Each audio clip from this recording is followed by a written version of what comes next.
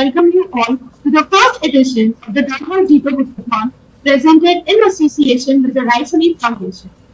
Let me introduce our today's author, Ms. Kiran Manral. Ma'am, it's a pleasure having you. Thank you so much. Kiran Manral is an award-winning and best-selling Indian author, TEDx speaker, feminist, mentor, and feminist. She was a journalist at the Asian Age, the Times of India, etc. Senior consultant at Vector Insights, Ideas Editor, and SheThePeople.tv, and is currently an independent research and media consultant. Madam had been shortlisted for the Feminine Women Awards for literary contribution in 2017. The Indian Council of Human Relations with the Ministry of Women and Children, Government of India awarded her the International Women's Day Award 2018 for excellence in the field of life. Few of us have been listed for prestigious awards in various countries as well. So we have a celebrated author amongst us. Welcome madam to this session, and this session is on your recent book, Rising 30 Women Who Changed India.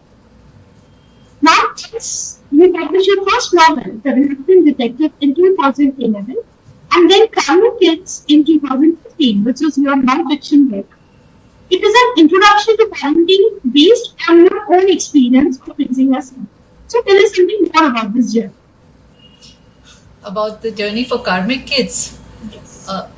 Kic Kids basically was my blog, Ashwini, to be very honest. And please call me Kiran. Please don't call me ma'am. And the blog ran for around 10 years. It became one of the most popular parenting blogs in the country. I think I was a parenting influencer before this influencer culture happened. My son would go to movie halls, theaters, and to airports and get recognized as the brat. He was very famous. And this was before we realized the dangers of putting kids' photographs up on the internet. And when I stopped the blog, it was started basically to record day-to-day anecdotes of his growing up, because I was sure I was going to forget it all. And when I stopped the blog, when he turned 10, I decided that's enough of cannibalizing the poor child's life without his permission. Then I got an offer to convert the blog into a book, and that's what I did. So each chapter is a year by year until his 10th year, and anecdotes from his life. It's basically a humorous take on parenting. Okay. So your journey from that, now let's discuss Rising 30 Women Who Changed India. So Kiran, please let me know what is your opinion on women empowerment in Indian society. So just to clarify, 30 Women Who Changed India came out a couple of years ago, and in March I took out Rising 2.0, which is 20 more women who changed India. So there are two books actually. So the second book to Rising 30 has just come out in March. And what's my opinion on women empowerment in India? To put it very honestly, we are a nation that has empowered women in the past. We have many great mythological figures who were very empowered. If you think about women like Kunti, if you think about women like Draupadi, they have had instances where they have changed the course of the narrative with their actions, with their decisions. There was always women who were in seats of power. They have had to fight for it. We've had women who have been rulers and leaders and who have led kingdoms and been at par with women. But somewhere along the line, the balance shifted. Yes. And women did not get the kind of equality, the respect, the power that they had been enjoying in the past. Now it is time to get that back again, I would say. Yes, definitely. And what do you think? Like what you mentioned is the ancient era.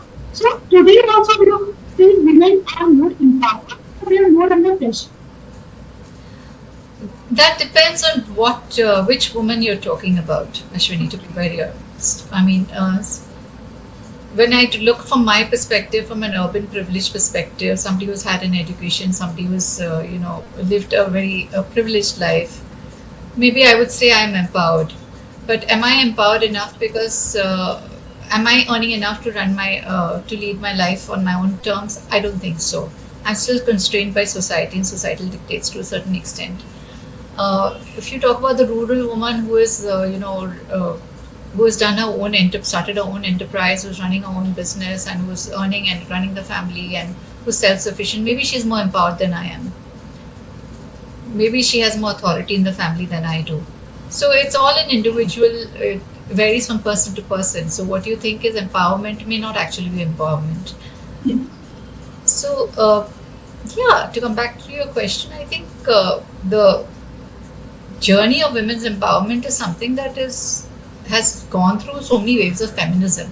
We are in the fourth wave of feminism right now, and it's changing. I believe, I hope there will be more waves of feminism that's coming, because now it's not just feminism. There's so much of gender, so much discussion about gender coming up. So I'm very curious to see where this will all lead us. Yes. So because you brought about the gender thing. So using gender bias still exists, so we say that men and women are equally, but still, given the background in the Indian society, do you think there is still that guilt of men being more superior than women? See, let me give you an example, an anecdote. I will Yes. not name people. Yeah. I was at a very prestigious Lit Fest a couple of years ago. I was sitting in the author's lounge, and in the author's lounge was a lady, an author, who had won a very prestigious international award that very year. She was Okay. sitting very quietly and she was listening to people, and there was a male author who came in, and he was going on and on about I, me, myself, my book, my this, my that, and very honestly, I was like, shut up. Okay. This woman has won an international prize. She's the toast of international circles. She's sitting quietly, but you are taking up space and talking about your book, which nobody has heard and read of. So, Okay. so there's that intrinsic belief, I think, that they are allowed to occupy space. They are allowed to speak about their work. They are allowed to be louder than the rest of us. While we women tend to shrink and not acknowledge our worth, and not talk about our achievements, and not to discuss what we've done, because we don't like to take up space. So I think Correct. it's time for women to take up space and tell men it's okay. You have your space, we have our space, and Exactly. bias, whatever is there, will get eradicated once women decide that okay, I'm not going to let anybody talk me down or to mansplain anything to me. No. So that hopefully should get reversed. Okay. So this was like still you got a hint, you got an experience about it. Okay. So what according to you are the few factors which have resulted in this empowerment to today's women? Like as you said, the scenario previously, we talked about 20 years back, and we talk about a woman having the privileges today. So which are the few factors which have led the journey of women from being walking into the house to being at important places? When I was researching Rising 2.0, there's a lady, a botanist called Janki Amal, who grew up in a small town in Kerala. She was an ordinary from a very noble Kerala family. She went abroad. She went to the US to study botany. She went to the UK and she studied it. And this was back in the pre-independence times.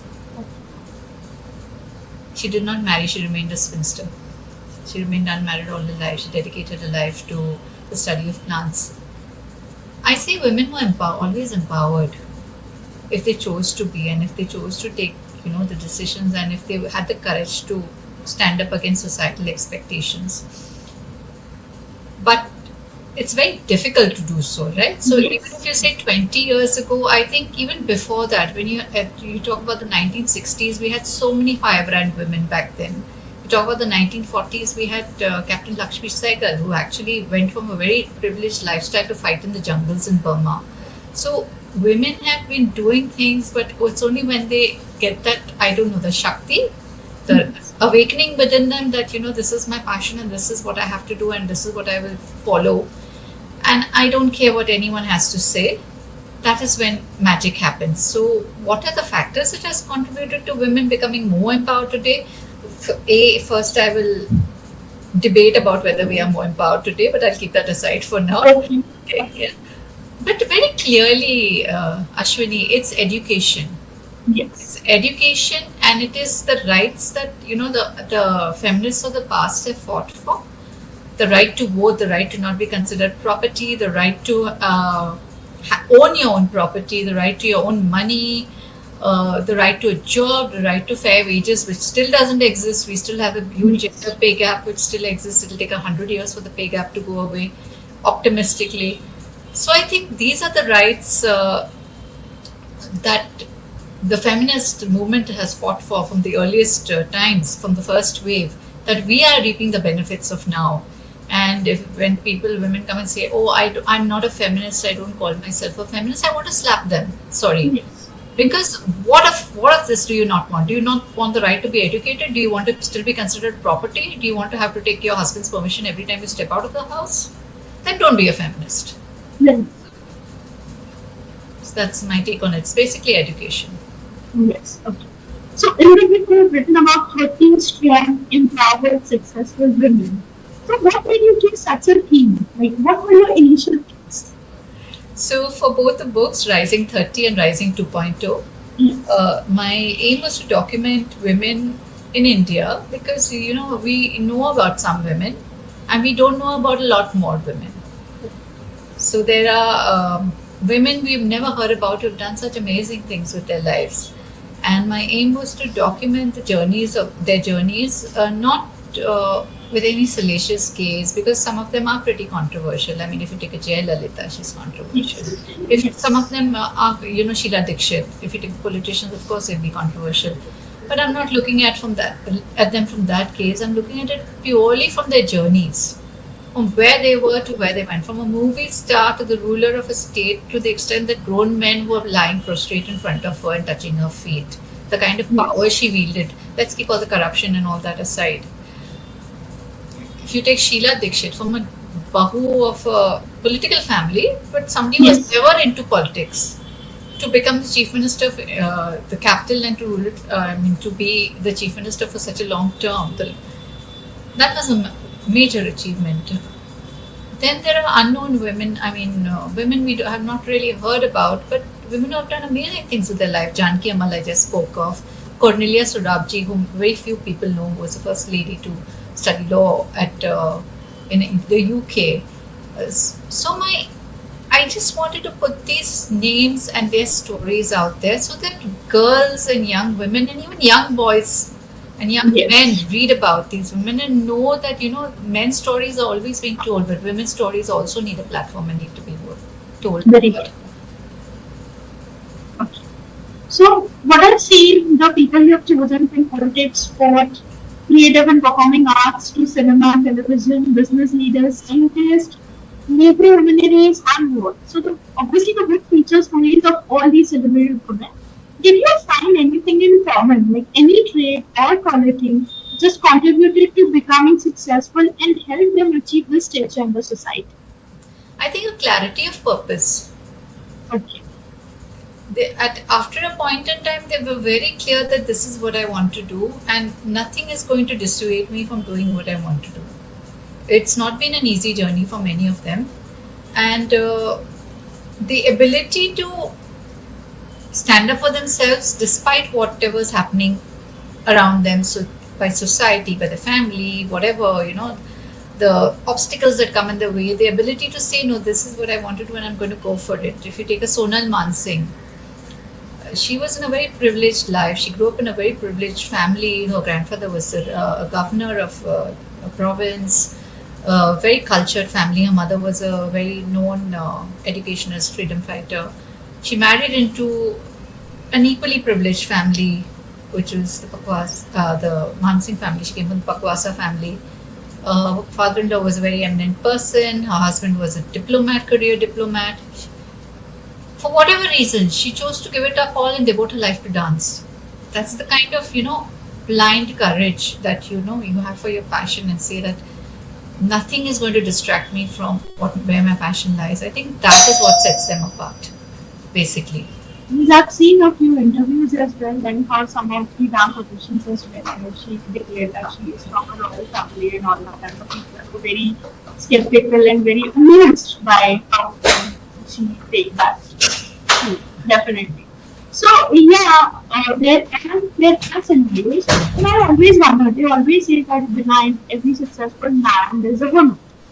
So then, do you think behind a successful woman like for these 30 plus 20, did you find like a support and the support and you know the things which are required by a man to support a woman for her to become successful? Was there such a story?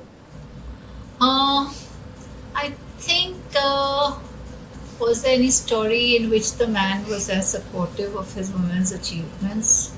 Uh, if I, yeah, I think there were quite a few stories where the men were supportive. Dr. Seema Rao's husband was Dr. Major Deepak Rao was very supportive of his wife's efforts. There were quite a few, but for the majority, I would say the women did it on their own. Okay. Okay. Because many of the women did not have, they either came out of a marriage or they didn't get married, they separated, or some of them had difficult marriages. So I think despite the men, the women succeeded. Yeah, that's a good statement to say. You So know, yeah. it's not, I've always maintained, and I don't know who said it, some wiser person than me has said it, that your best career investment as a woman is to marry the right man. And I think very few women get that luck Yes. to marry a man who is not threatened by your career growth and not threatened by your success or your fame, or does not want to bind you to the prescription of what a wife should be. Because when Yes. you're doing these things and you're going out to do achieve things, and you're not going to be bothered कि घर पे dinner में क्या बन रहा है, and you know बच्चे का tuition क्या है, all that has to be outsourced, it has to be delegated, you have to, you know, put a lot of things on the back burner, and it's a very secure man who can let his woman outshine him. Yes. So I think that's a rare species. Yes, yes, Kiran, and to be honest, having said on different platforms that the women are given the liberty to choose and all that, but when at home, what you said is absolutely right. First, you have to take care about the daily chores and everything, and then think about the future. That is a reality. Like, I can write for. So definitely, I would definitely agree with you on that. Now, since this book features the stories of very fabulous women, like you have covered from Sushma Swaraj, Sheila Dikshit, Fatima Bibi, Mahashweta Devi, some are known, and some of them, I think, obviously they are known, they are successful, but the crowd of the audience doesn't know them much. It's like they would definitely relate with Kiran very much since the movie has been made. So we sometimes know the story of it. So, what was your criteria to take such a mix? As you mentioned, I wanted known names as well as names which are not so known. I also wanted women who played an integral part of the journey of the country that we call India. In some way, either culturally, either through pop culture or classical culture, dance, music, arts, writing, or athletics and sports. Every aspect, I wanted to try and cover every aspect of the Yes. spectrum of professions, of careers. In my second book, I've also tried to ensure that I have, representation across maybe communities. So I have a Begum Akhtar, who was the Tawayaf before she became a classical singer. Then I have Duti Chand, who was our first LGBTQ sports person, Yes. first open. Yes. So I've tried to get a spectrum of people who across professions, across fields, so they represent India, and I'm sure there'll be some fading somewhere because it's impossible to get everything within 20 names or 30 names. But hopefully we'll have more sequels and I can get more names in.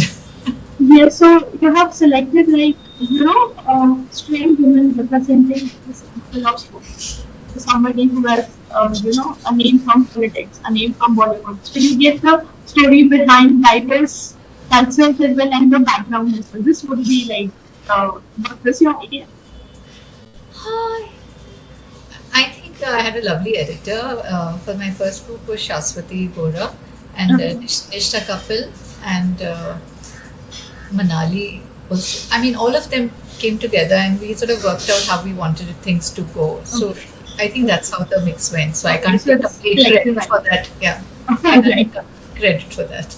Okay, okay. So my next question would be: people only see the success and not the way or the hard work, the sacrifices. which are to be made to achieve it.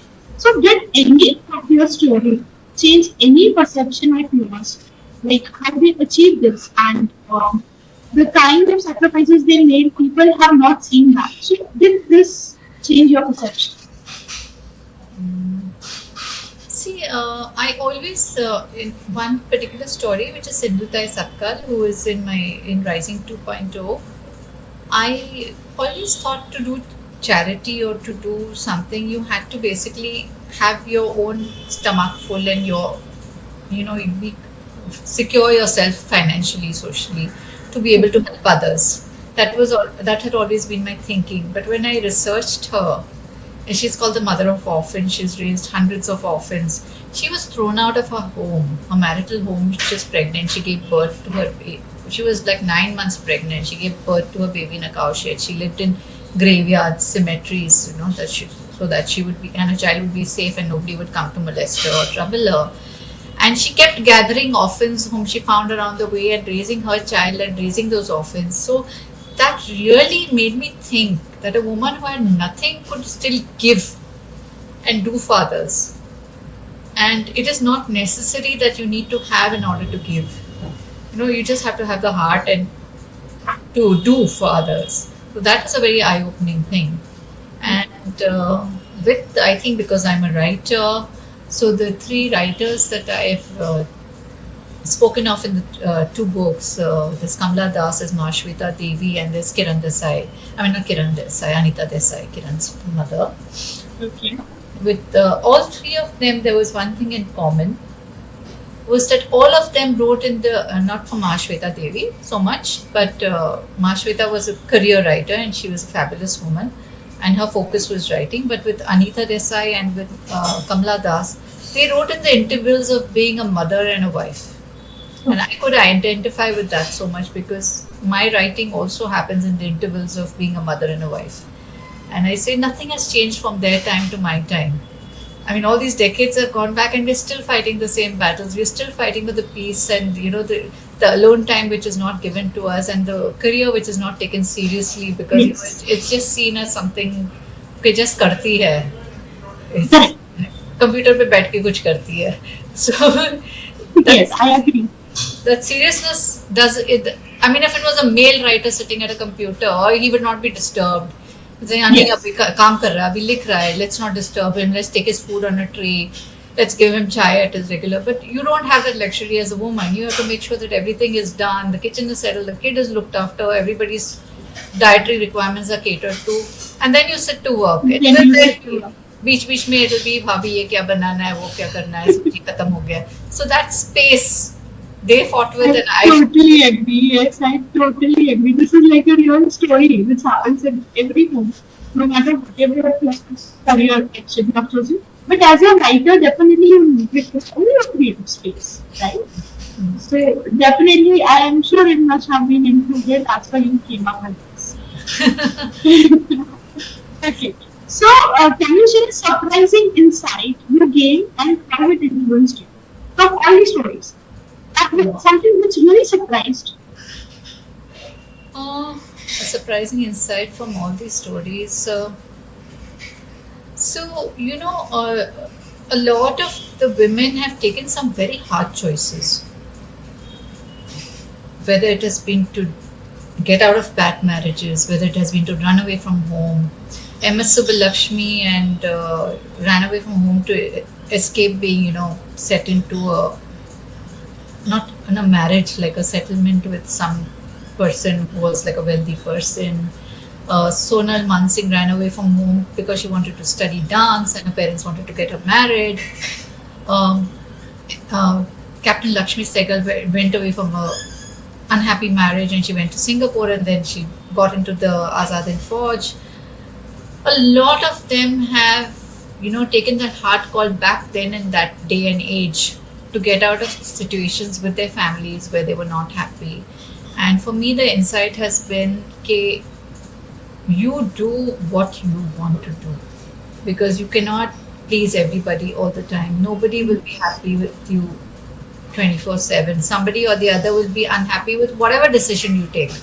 You will please one person, you'll make one person unhappy. So at the end of the day, please take your decisions to make yourself happy and to give yourself peace. And I think that has been a very freeing experience for me to learn to do that. It might have made me more selfish in a small way. Now I will see what I want to do. If I want to do something, I will do it. I will not be selfish as like if somebody's dying, I'll say no, I don't have time. you know, Definitely. but if it is not required and it is not essential and it is just a societal obligation, then I will have no qualms in saying no, I'm not interested because it's going to eat up my time. So I think those little barriers that I have learned to set up have been emboldened because I've seen these women put up the big barriers. Definitely. I think what you mean is you'll be selfish while setting your priorities. And I think Yeah, most women need to do that. Like, unless you do that, people will definitely take you seriously. absolutely. Yes.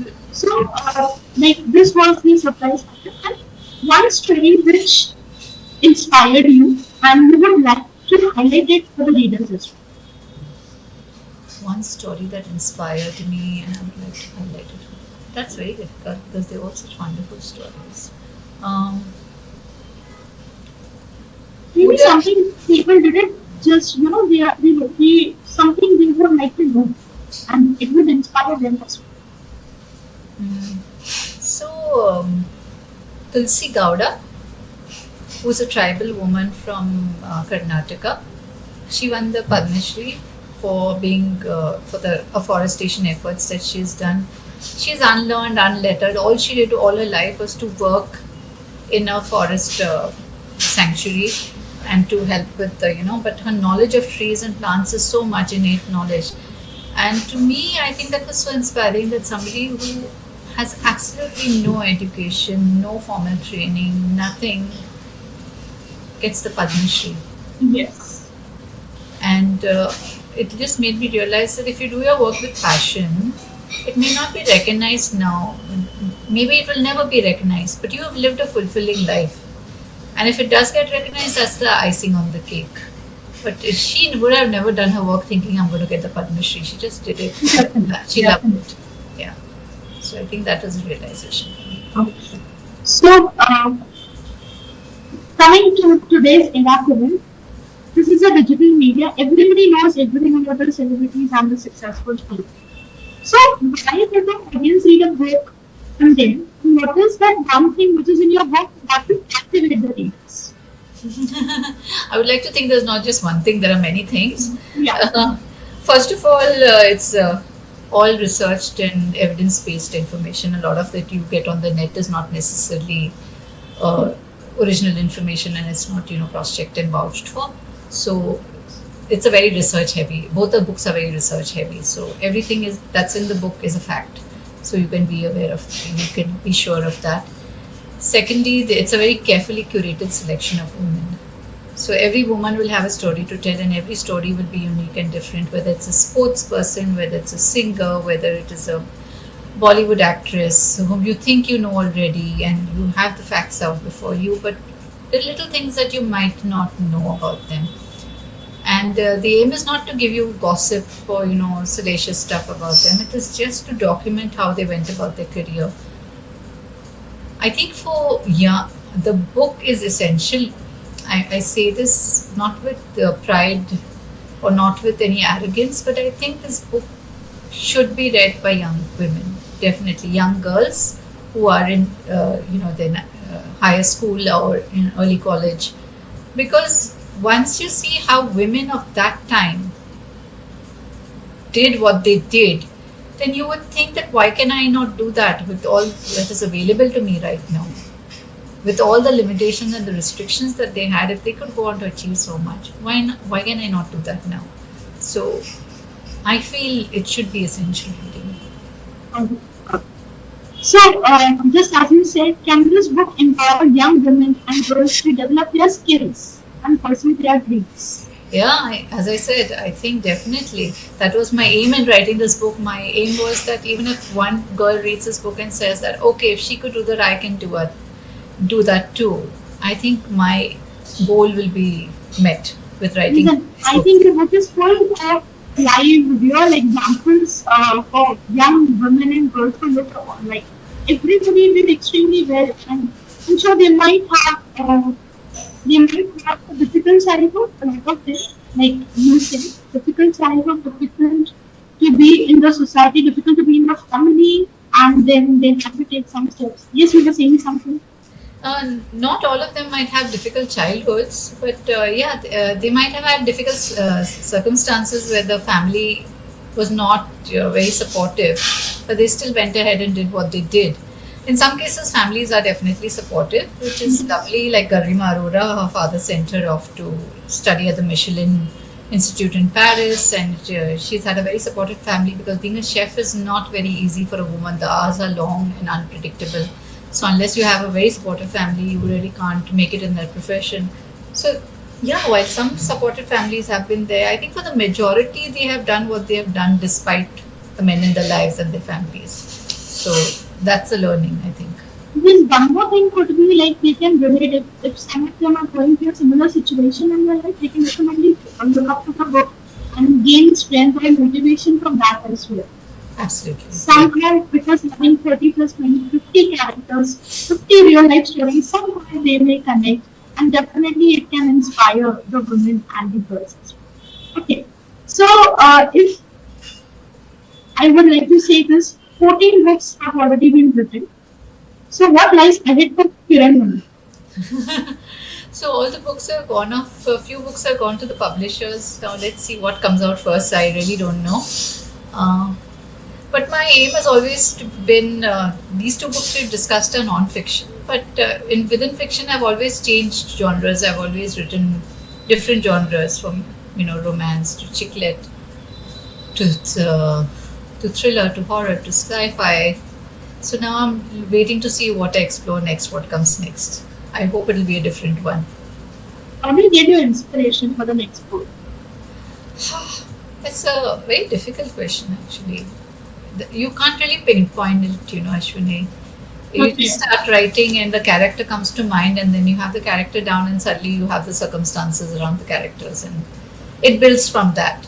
So Okay. I start with a character, and that's how my Okay. story builds. Everybody has a different process, all Yeah. writers have a different process. Yeah. So because I had seen somewhere in an interview that Amir Khan also takes inspiration and Shah Rukh Khan also takes inspiration from real life characters they see. The Mm. get up, the way they act, and they pick up something from everyone. So just like that, you also build your character.